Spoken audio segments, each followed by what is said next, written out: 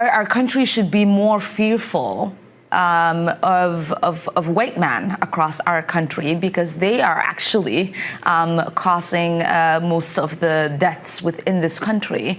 We should be profiling, monitoring, and creating policies to fight the radicalization of white men. There are going to be people that tell you that you don't belong, and I am here to tell you over and over and over that you absolutely belong.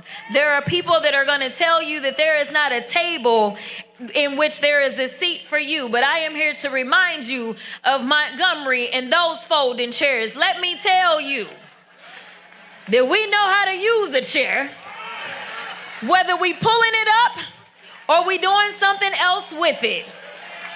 Let me be the first one to tell you that I know that y'all are ready to put your boots on the ground.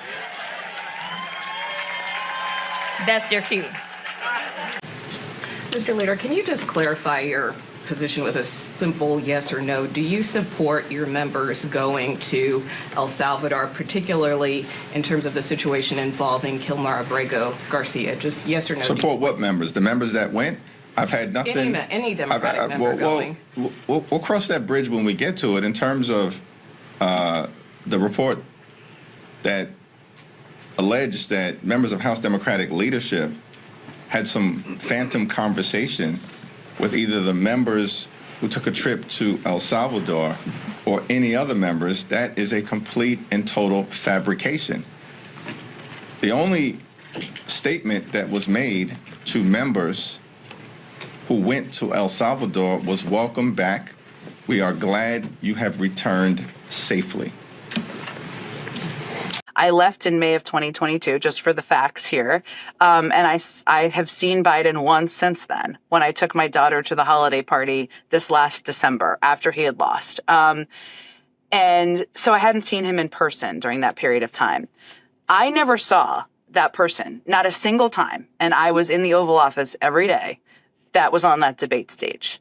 I'm not a doctor. Aging happens quite quickly. Were things that people saw during that period of time that were similar to that, or would have been in a category of that? I don't know, possibly, right? And all these books are going to tell us. Like, do you think that were they actively covering it up? Were they sort of in denial, or was that just a bad debate? Like, what is your read on that? Well, this is what I mean about cover up is a very loaded term, I think. Well, it means you knew that it was really bad and you're pretending otherwise, versus you're deluding yourself, which I think is what people do a lot. Well, I understand, but I still think it's like cover up is often like a crime, right? We're talking, when people use that term. They say it's worse than the crime. People use that term as they relate to Watergate or the covering up of not sharing public information about a war. Yeah, and I'm not accusing anybody of a crime. I understand, but other people have used that term, and I think it's a bit of a dangerous term.